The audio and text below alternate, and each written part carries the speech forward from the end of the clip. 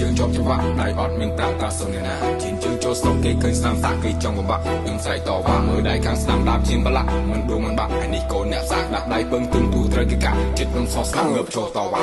ចំដើរដល់ថ្ងៃជើងជាប់ច្បាក់ដៃអត់មានប្រាក់កាសុនណាជិនជើងចូលស្រុកគេឃើញស្នាមសាក់គេចង់បំបាក់ខ្ញុំស្រែកតវ៉ាមើលដៃខាងស្នាមដាបជាងប្រឡាក់មិនដួងមិនបាក់នេះកូនអ្នកសាក់ដាក់ដៃពឹងទុំទូត្រូវគេកាក់ចិត្តខ្ញុំសោះស្នាមងើបចូលតវ៉ាគេដែរគេហៅថាតូចអ្នកសាក់គេហៅថាស្រោតអានេះគេដែរគេហៅថាតូចផ្លូវយ៉ាប់ទៅដើមមករហូតអានេះគេដែរគេហៅថាតូចផ្លូវខ្ញុំទៅខ្ញុំកាត់ចកោតែនេះគេដែរគេហៅថាតូចរឿងចានដែលបានបលាប់បលោចិត្តទៀមកាយក៏មិនស្ដាយតូចហ៊ានយកជីវិតមកបដូរទីនជើងទាត់ផ្កាជាដើមមកឆ្ងាយមានចម្ងាយរាប់ម៉ឺនគីឡូដើរចេញពីផ្ទះក៏ពីហាត់បាយមិនដួលមិនបាក់នៅមានចំហកំហឹងពេញខ្លួនដើរចេញទៅមុខមានរត់អំណាចដូចព្រាយគោមានដៃមកគូមានជើងមកគូខ្លាចអីនឹងស៊ូបើចង់ទៅឆ្ងាយជាគុំរូគុំដេរអ៊ូគុំទុកវាយូរប្រយ័ត្នស្ដាយបើយើងលូកចាប់ទៅចាប់ឲ្យច្បាស់មានឬកណ្ដាស់ថិតលើយើងហើយសឬក៏ខ្មៅខ្លៅឬក៏ឆៅឆ្លាតឬក៏ខ្លាយថិតលើយើងហើយ